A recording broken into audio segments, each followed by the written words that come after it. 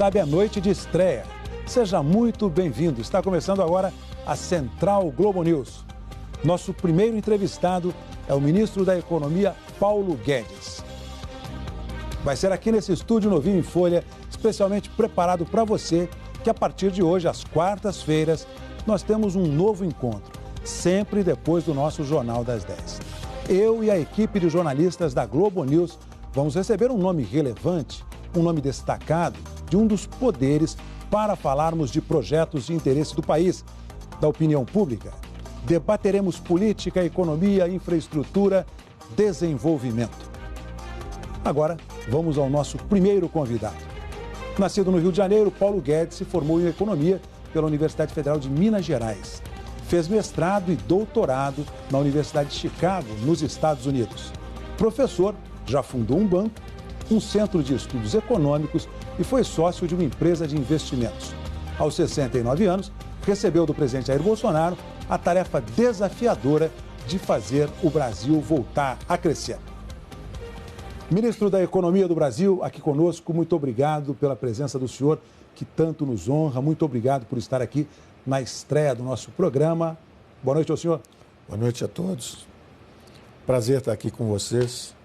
Já nos conhecemos há algum tempo e acho que merecemos essa conversa nossa. Comigo nessa entrevista, os colegas Valdo Cruz, Cristiana Lobo, Miriam Leitão, João Borges e Merval Pereira. Boa noite aos meus colegas. Boa noite, Geraldo. Boa noite, ministro. Boa noite a todos. Eu vou começar.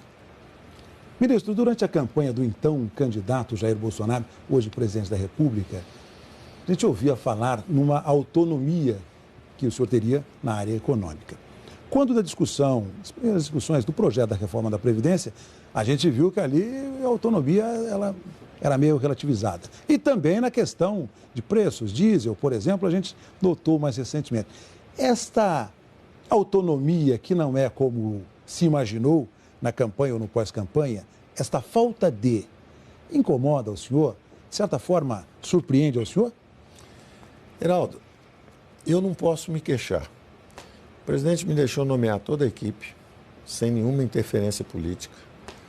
A reforma da Previdência, que era um assunto muito difícil para ele, porque toda a carreira como deputado dele foi feita defendendo justamente um grupo que ele considerava que dentro daquela confusão que era o Brasil, malversação de recursos, tudo aquilo, tinha um grupo pequeno que votava sempre nele para defender os interesses daquela classe.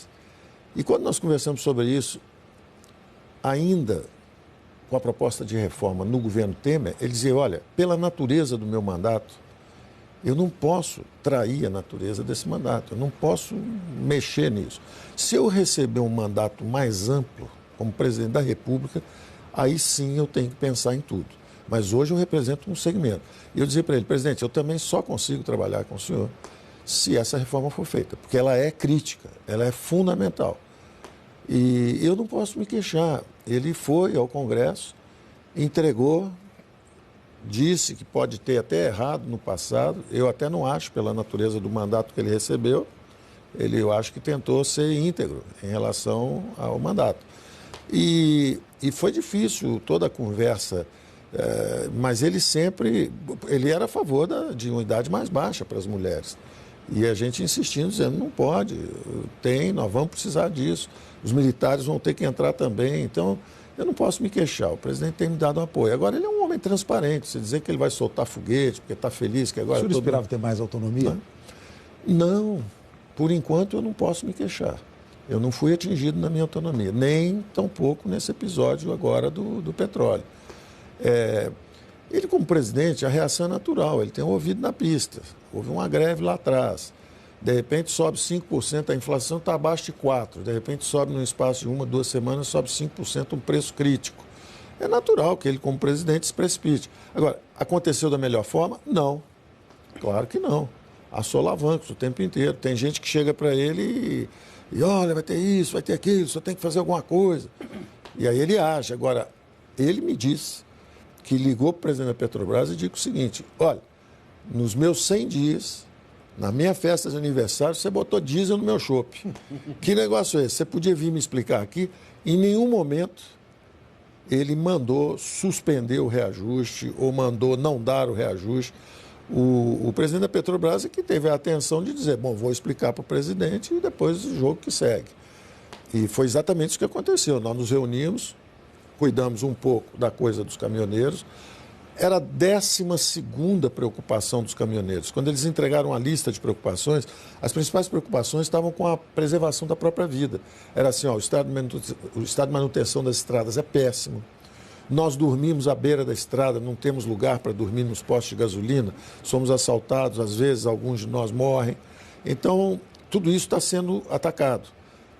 As novas concessões vão exigir que haja lugar de repouso dos caminhoneiros, tem crédito que foi lançado para manutenção dos caminhões e principalmente 80% das multas era por manutenção ou falta de freio ou recalchutagem de pneu. Então esses créditos foram lançados para isso. Ficou bem separado. Uma parte são os caminhoneiros, cuja 12ª preocupação era o diesel. A outra coisa é o preço da Petrobras, que tem a independência de formular seus preços. Essa foi claramente a nossa decisão e o presidente até dizia o seguinte, poxa, eu não posso nem fazer pergunta, que já dizem que eu estou interferindo em tudo, eu quero saber o que está acontecendo. Dito isso, ficou uma lição importante também. A Miriam conhece isso bastante, essa necessidade de clareza na comunicação, nas coisas, nos preços-chave da economia. Então, por exemplo, no caso dos juros, é todo um ritual. Sai aquela fumacinha preta da Capela Sistina, o juro sobe 0,25, cai 0,25, tem todo um ritual. O preço do petróleo é importante, não é só o presidente, nós todos merecemos uma explicação quanto à transparência dessas regras. E é a Miriam mesmo que vai tratar com o senhor de um tema que o senhor já se referiu e que é a Previdência. Pois é, a gente vai conversar mais sobre a questão do diesel, porque tem vários desdobramentos, ministro. Mas eu queria perguntar da reforma da Previdência especificamente hoje. Hoje foi um dia ruim, teve mais uma derrota na CCJ, não se esperava que fosse tão difícil na CCJ. Mas eu queria fazer uma pergunta sobre um ponto específico. Uma das críticas que a oposição fez é que tem lá um mecanismo, né, um truque, que faz com que jogue para a legislação ordinária, né, lei complementar, a fixação de idade máxima para a aposentadoria compulsória de ministros, por exemplo, do Supremo, de ministros de tribunais superiores. Para que comprar uma briga dessas no meio de uma reforma da Previdência que em si já é muito polêmica? Tem outra coisa nesse mesmo campo, é que hoje disseram, os deputados estavam dizendo que os assessores econômicos descobriram dentro do corpo da reforma uma mudança da taxação dos dividendos, que não consideram que isso não era para estar nessa reforma da Previdência. E estão achando que tem mais coisa dentro da reforma. Isso é chamado jabuti. Jabuti, assim, coloca jabuti que tá na árvore, alguém colocou. Então, tem jabutis nesse projeto.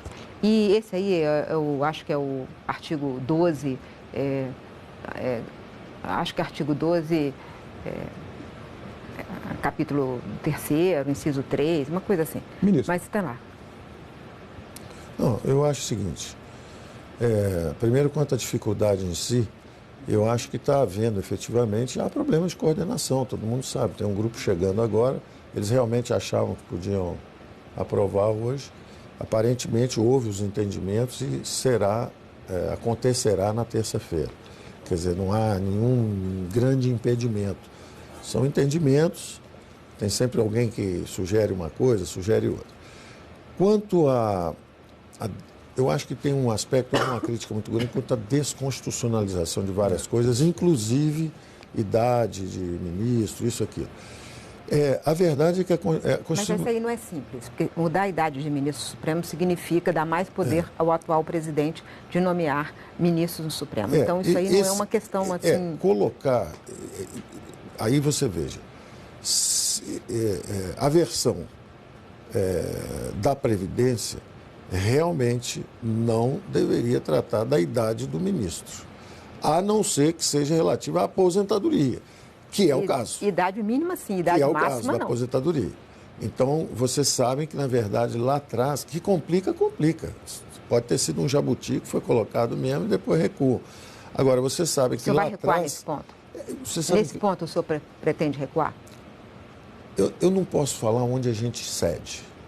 Nós temos uma estratégia de negociação e a gente está preparado para ceder em algumas coisas e não ceder em outras. Mas, ministro, o próprio presidente da República já sinalizou em algumas entrevistas ceder no BPC, no benefício de prestação continuada, na capitalização, na questão da idade das mulheres, né, de 62 para 60 anos. Isso não enfraquece a estratégia da própria equipe econômica ceder muito cedo, sinalizar ceder muito cedo? Sim, claro que enfraquece. É evidente que enfraquece. E agora, como eu disse, você tem grandes vantagens. O presidente tem grandes virtudes, né? Tem grandes virtudes que são importantes para a liderança. Uma delas é a transparência, a consistência, a integridade dele de dizer, olha, eu sou transparente, eu acredito nisso, eu não vou enrolar. Então não adianta chegar e dizer, olha, mostre grande entusiasmo porque a idade das mulheres está aumentando. Ele não vai fazer isso. Nós temos que nos habituar com isso, saber usar a força e tentar minimizar os efeitos e defeitos que todos nós temos. Então eu dizia o seguinte, existe uma preocupação muito grande em desconstitucionalizar coisas que não estão na Constituição de nenhum país do mundo. Nenhum país do mundo tem coisas que nós botamos na Constituição. Então a ideia era muito mais desparametrizar, tirar isso da Constituição e descer. Nessa descida tem alguns jabutis, por exemplo, na verdade tem gente do partido do governo que defende acabar com a PEC da Bengala, não era isso que tinha Era antes? isso, a PEC da Bengala. Então é claro que alguém chega lá e joga um jabuti lá para dentro, isso aí, dizendo... Só vamos ouvir. Esse é o meu ponto. É claro, isso dificulta. Político, não é? Isso dificulta. Nós fazemos a parte técnica e entregamos. Mas veja bem, essa é a reforma técnica. A reforma. Quem é que colocou o jabuti? Essa é a reforma técnica, está aqui. Aí, como em tudo na vida, quem tem voto é o político, não é o técnico. Então, os políticos chegam, sentam e falam, bom, agora que tal botar isso aqui?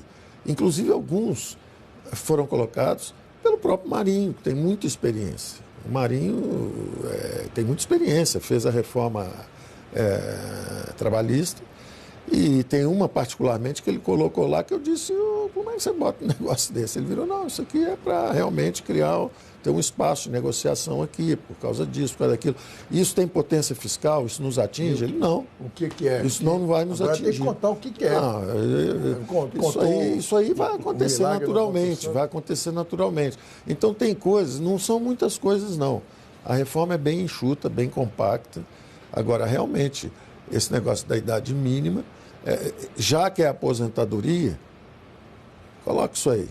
Politicamente, porque antigamente era assim, e da mesma forma que o governo anterior alongou mandatos para possivelmente se beneficiar também de alguma coisa no Supremo, aí entra um e fala, não, aí eu quero... Então, isso é um jogo foi político. Esse o objetivo? Não, eu não sei, sinceramente eu não sei, porque eu faço a parte técnica e entrego. Aí aquilo vai para a Casa Civil, vai para a Presidência da República. A gente faz questão que a coisa técnica mantenha a integridade, então é muito transparente. Presidente, olha, a idade mínima tem que ser essa, ó, isso aqui tem que ser assim, isso aqui tem que ser assado. Agora, aí entra lá no pipeline deles. Aí eles vão, mexe aqui, mexe ali. Então... Ministro, a Cristiana Lobo tem uma pergunta a fazer ao senhor. Essa diferença aí são 4 ministros do Supremo nesse se colar, colou. Mas a minha pergunta é a seguinte, o senhor sempre fala em 1 trilhão e 100, mas pelo que já está sendo desidratada a reforma, BPC, rurais, a gente não tem as contas exatas, porque o senhor faz uma conta, como o Merval falou, os assessores fazem outra conta, eles não chegam a 1 trilhão e